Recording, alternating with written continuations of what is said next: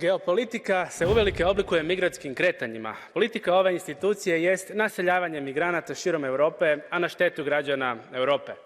Politika je medija pak da skrivaju probleme koje danas imaju države sa najvišim brojem migranata, poput Švedske, Belgije ili Njemačke. Švedska je od najsigurnije zemlje, kao što smo mogli čuti, postala zemlja puna nereda, detonacija, ubijanja domicilnog stanovništva, a isti neredi počinju se dešavati i drugdje.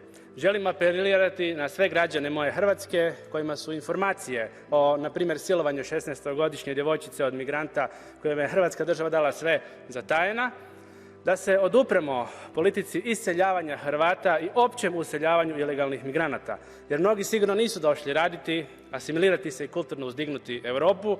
Došli su s ciljem destabilizirati, pokoriti, unijeti nered i sijati strah. Za mnoge uopće ne znamo niti kako se zovu, niti koje im je pravo ime, a kamoli koji su im motivi. Pozivam hrvatske građane, informirajte se sami što se događa u Švedskoj. Šveđani umiru na svojim ulicama na dnevnoj bazi i to čeka nas u Hrvatskoj, ako nismo u stanju zaštititi svoje domove i svoju djecu. Da bi netko imao na koncu konca geopolitičku snagu, prvo mora moći urediti svoju kuću i uspostaviti vladavinu prava.